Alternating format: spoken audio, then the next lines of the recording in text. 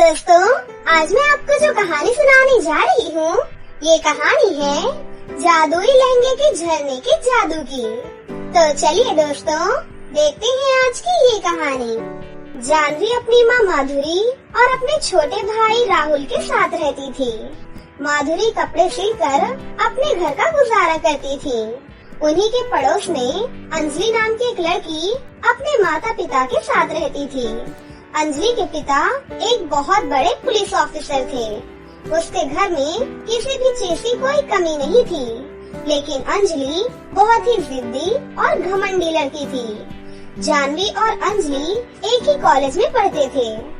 अंजलि अपनी कार से रोज कॉलेज जाया करती थी और जानवी अपनी साइकिल से कॉलेज जाती थी। अंजलि जानवी को बात बात पर चिढ़ाती रहती थी और हमेशा उसका मजाक उड़ाती थी। जानवी पढ़ने लिखने में बहुत होशियार थी। वहीं दूसरी तरफ अंजलि आवारा लड़के लड़कियों के साथ बस घूमती ही रहती थी। एक दिन उनके कॉलेज में वरुण नाम के एक लड़के ने एडमिशन लिया। वरुण दिखने में बहुत स्मार्ट था और उसके पिता एक बहुत बड़े बिजनेसमैन थे। हर एक लड़की उससे दोस्ती करना चाहती थी। वरुण भी बहुत संस्कारी और नेक दिल का लड़का था। वो पढ़ने में भी बहुत होशियार था। एक दिन वरुण जानवी से मिलता है। हाय जानवी, तुम पढ़ने में तो बहुत होशियार हो। क्या तुम मेरी कुछ मदद कर सकती हो? हाँ, जरूर। बताइए, क्या मदद चाहिए आपको? धीरे धीरे जानवी और वरुण में दोस्ती हो जाती है।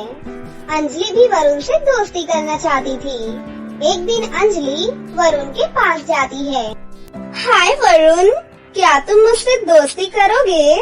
आई एम सॉरी, लेकिन मुझे आप में कोई इंटरेस्ट नहीं है। इतना कहकर वरुण वहाँ से चला जाता है। तेरी ऐसी की तैसी कमीने, तूने मुझे ना कहा। अब देखती हूँ तू कब तक मुझसे दोस्ती नहीं करता। अरे मेरे जैसी स्मार्ट और इंटेलिजेंट लड़की तुझे पूरी दुनिया में नहीं मिल सकती। देखना, अपने आप मेरे पीछे भागा भागा आएगा ये।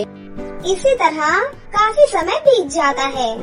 अंजलि वरुण से बात करने की कोशिश करती रहती थी, लेकिन वरुण अंजलि से बिल्कुल भी बात नहीं करता था।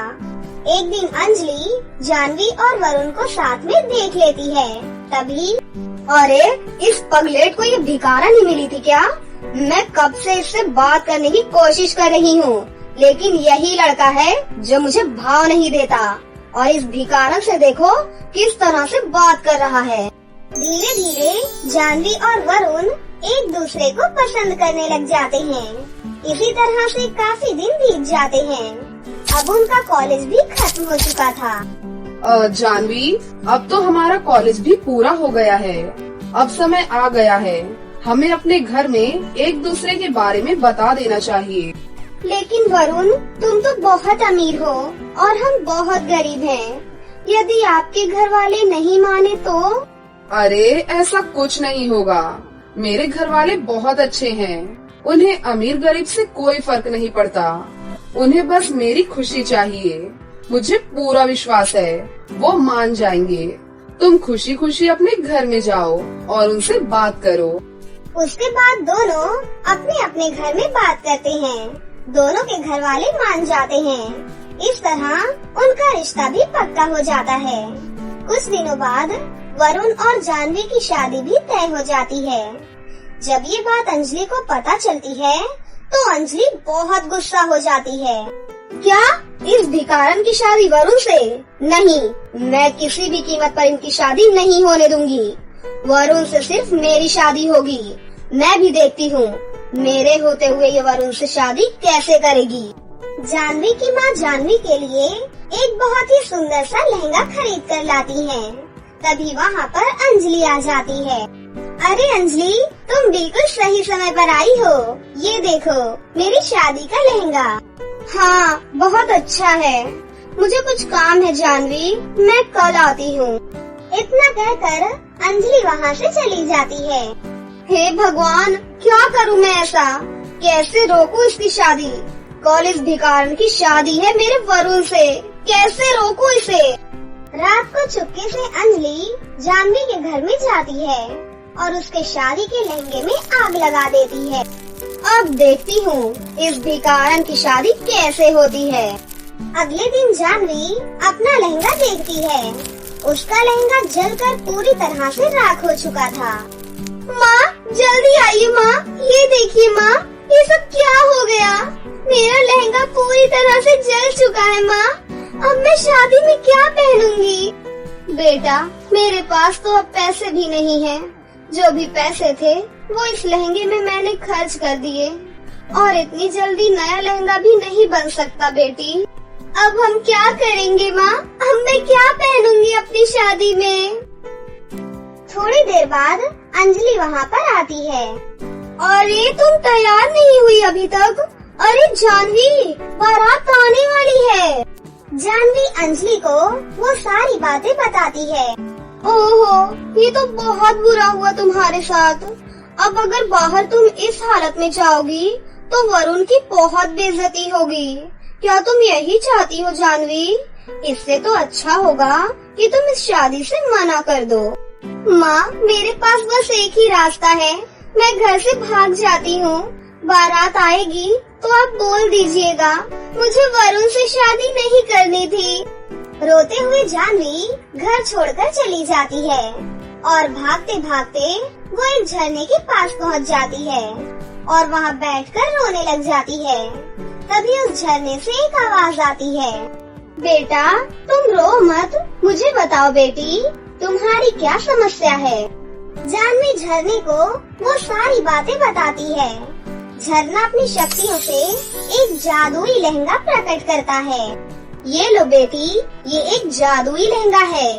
ये लहंगा तुम्हारी हर मनोकामनाएं पूरी करेगा। जल्दी से जानवी वो लहंगा पहन लेती है। उसके बाद जानवी बहुत ही खूबसूरत दिखने लगती है। हे जादुई लहंगे के झरने, तुम्हारा बहुत बहुत धन्यवाद। जाओ बेटी जल्दी जाओ, तुम्हारी बारात आ चुकी है। तुम्हारा दूल्हा तुम्हारा इंतजार कर रहा होगा। हे जादुई लहंगे, मुझे जल्दी से मेरे घर पर पहुंचा दीजिए। जादुई लहंगे की मदद से जानवी अपने घर पहुंच जाती है। तब तक बारात भी आ चुकी थी। वरुण क्या तुम्हें पता है, जानवी शादी छोड़कर भाग चुकी है। वो तो तुमसे शादी करना ही नहीं चाहती थी। यदि तुम्हें यकीन नहीं तो तुम जानवी की माँ से पूछ लो। माँ जी क्या अंजलि सच बोल रही है? लेकिन जानवी की माँ कुछ भी नहीं बोलती। देखो अगर बारात खाली हाथ जाएगी तो तुम्हारी बहुत बेइज्जती होगी। अब तुम्हारे पास एक ही रास्ता है, तुम जल्दी से मुझसे शादी कर लो। हाँ बेटा, ये लड़की बिल्कुल सही बोल रही है। अब हमारी इज्जत सिर्फ और सिर्फ तुम्हारे हाथों में है। तुम इस लड़की से शादी कर लो।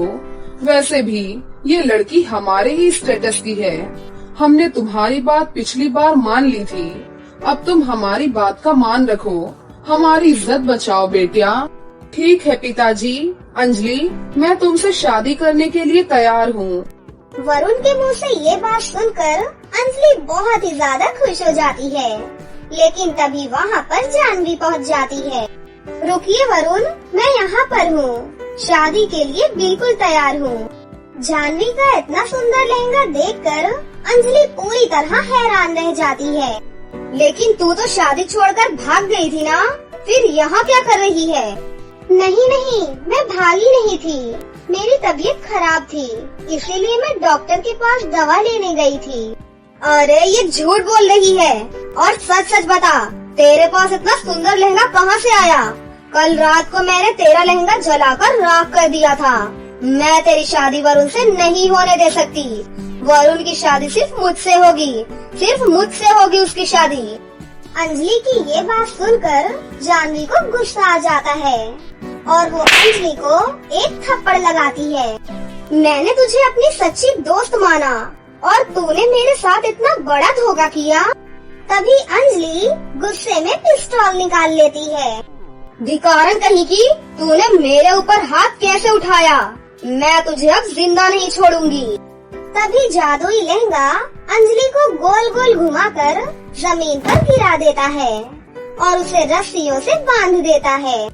तुम मेरे होते हुए जानवी का कुछ नहीं बिगाड़ सकती। धोखेबाज लड़की, अब मैं तुम्हें जिंदा नहीं छोड़ूंगा।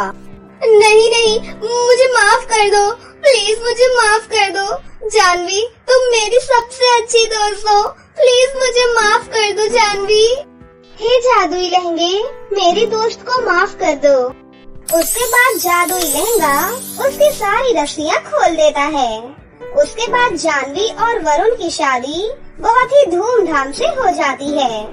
जादुई लहंगे की मदद से जानवी एक बहुत बड़ा हॉस्पिटल खोल लेती है और उसमें गरीबों का फ्री में इलाज करती है। जानवी गरीबों की बहुत मदद करती थी और अपने ससुराल वालों के साथ हंसी खुशी रहने लगती है।